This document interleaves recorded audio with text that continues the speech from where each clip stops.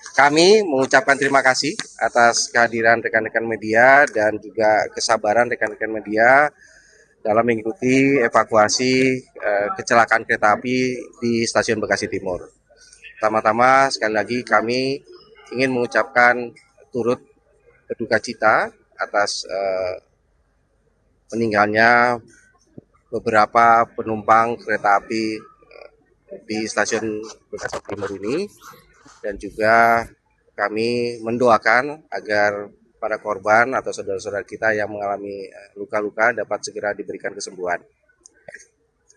Kemudian dapat juga kami sampaikan bahwa kejadian kecelakaan kereta api ini menjadi pelajaran yang penting. Kami prihatin dan ini menjadi pelajaran yang penting buat kami, sehingga harapan kami bahwa kita bisa belajar dari apa yang terjadi pada kereta api di Stasiun Bekasi Timur ini dan menjadi pelajaran buat kami untuk memperbaiki layanan kereta api kita.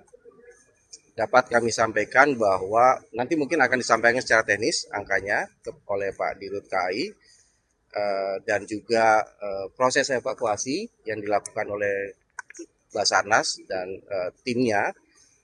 Pada kesempatan ini saya ingin mengucapkan terima kasih kepada Basarnas, seluruh tim Basarnas dan juga seluruh pihak yang telah membantu proses evakuasi, baik TNI, Polri, rekan-rekan medis. Teman-teman bisa lihat begitu banyak pihak yang terlibat dalam penanganan evakuasi kecelakaan kereta di Stasiun Bekasi Timur. Dari evaluasi kami untuk double check itu ya, termasuk juga mengenai elektrifikasi, itu sudah merupakan bagian daripada evaluasi kami terhadap layanan kereta api khususnya yang KRL. Mungkin ada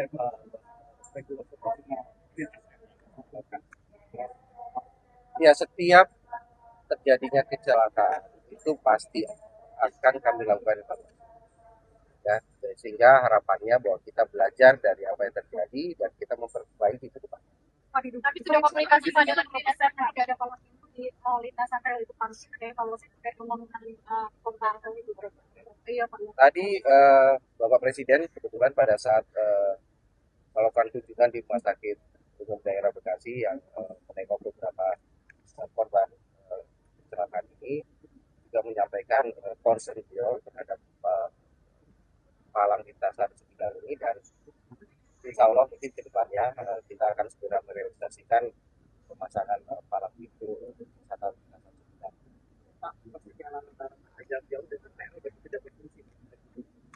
Saya rasa saya tidak ingin lebih awal mengenai ini karena ada KNKT yang akan melakukan investigasi. Apa target untuk mengetahui kapan apa penyebabnya itu Pak? Itu kami serahkan kepada KNKT. Kami tidak ingin mendesak atau memburu-buru KNKT karena memang mereka tentunya punya metodologi maupun cara bagaimana melakukan investigasi terhadap kecelakaan kereta api. Jadi mengapa KRL dan juga gerbong Argo Bromo ini dalam satu jalur Pak? Ini kan seharusnya dua sistem yang berbeda. Mungkin bisa dijelaskan. Apakah memang wajib Pak di satu jalur? Tapi tidak ada komunikasi juga ketika itu. Nanti kita lihat hasil investigasi KNKT ya. Sabar. PT Timah Persero Tbk membukukan laba bersih senilai 1,31 triliun rupiah di sepanjang 2025. Ya, raihan ini mencapai 119% dari target yang ditetapkan oleh perseroan, dan sepanjang tahun 2025 pendapatan perseroan naik 6,41% menjadi 11,55 triliun rupiah dari sebelumnya sebesar 10,86 triliun rupiah pada tahun 2024. Peningkatan ini didorong oleh kenaikan harga jual rata-rata logam timah. Dari sisi pos beban, perseroan mencatatkan kenaikan beban pokok pendapatan sebesar 8,41%. Sepanjang tahun 2025 lalu, perseroan terus melakukan upaya efisiensi dan optimalisasi biaya, diantaranya adalah dalam bentuk penurunan fixed cost melalui pengeluaran investasi yang selektif ke investasi penunjang operasi untuk memitigasi kenaikan beban depresiasi dan menjaga stabilitas arus kas.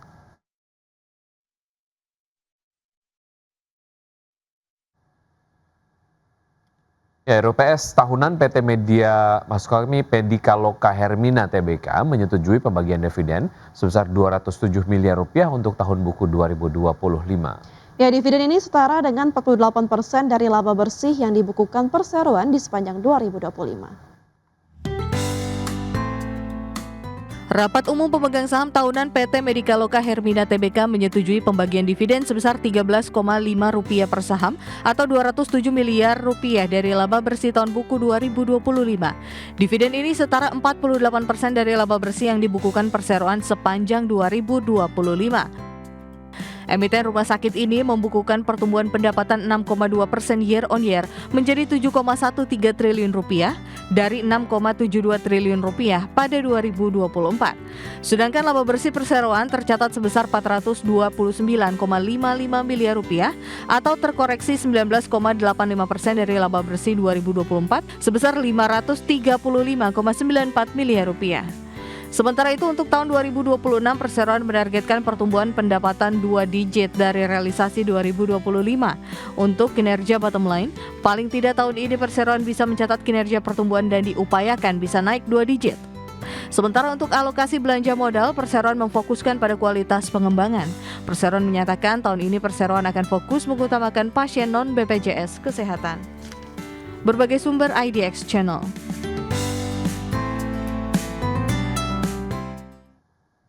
Pemirsa, PT Garuda Food Putra Putri Jaya Tbk atau GUT resmi membagikan dividen tunai ratusan miliar rupiah kepada pemegang saham. Ya, keputusan ini diambil dalam rapat umum pemegang saham tahunan yang digelar Kamis 23 April 2026. PT Garuda Food Putra Putri Jaya Tbk atau GUT resmi membagikan dividen tunai ratusan miliar rupiah kepada pemegang saham. Keputusan ini diambil dalam rapat umum pemegang saham tahunan yang digelar Kamis 23 April 2026.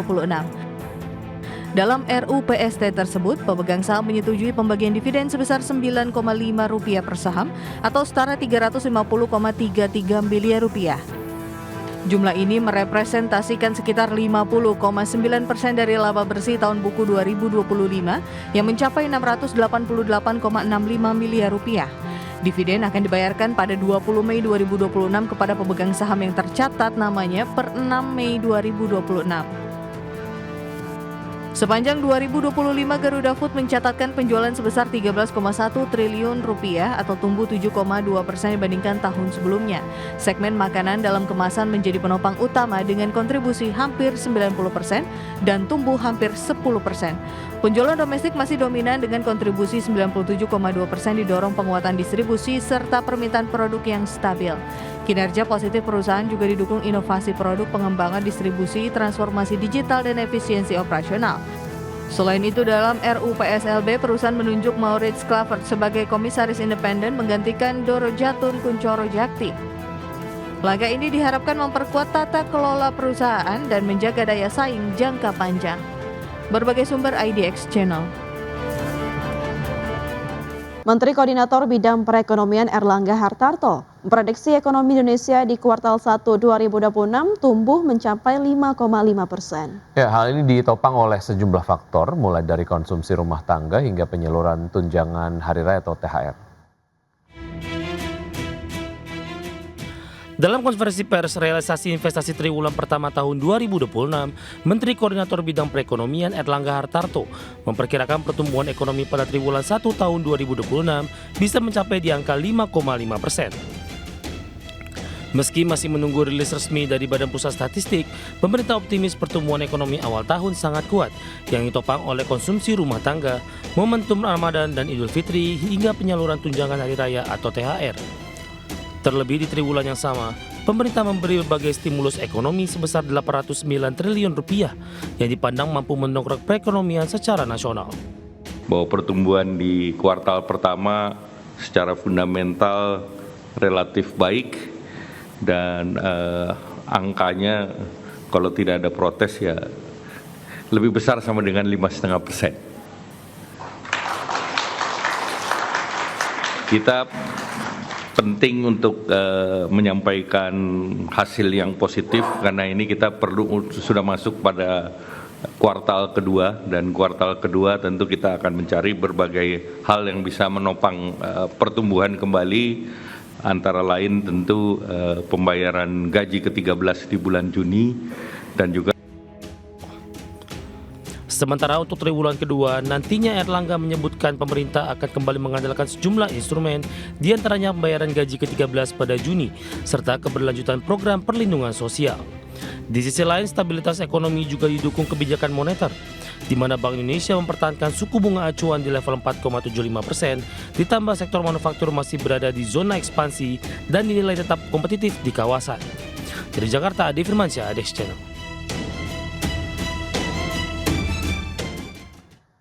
Ya, pemerintah resmi menerbitkan surat keputusan bersama atau SKB 2 Menteri untuk memangkas hambatan perizinan lahan guna mempercepat pasokan rumah subsidi bagi masyarakat berpenghasilan rendah atau MBR.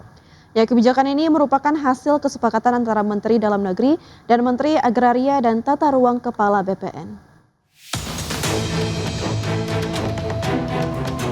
Menteri Dalam Negeri Tito Karnavian dan Menteri Agraria dan Tata Ruang Kepala BPN Nusron Wahid sepakat untuk bersama-sama menerbitkan surat keputusan bersama atau SKB percepatan pasokan rumah subsidi bagi masyarakat berpenghasilan rendah atau MBR.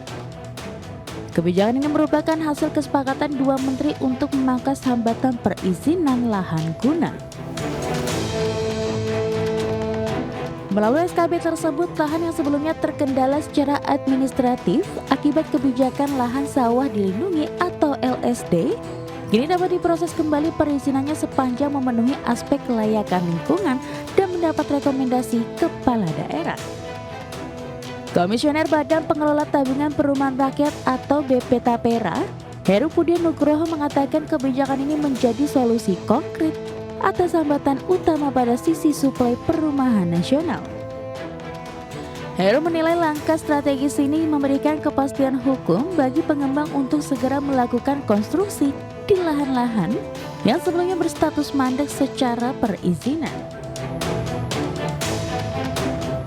SKB percepatan suplai rumah subsidi ini sekaligus menjadi katalisator untuk mengejar target program pembangunan 3 juta rumah yang menjadi agenda strategis nasional, di mana penyelesaian kendala perizinan diharapkan mampu mengerek volume pasokan rumah subsidi secara signifikan guna merespon tingginya angka backlog hunian di berbagai wilayah Indonesia.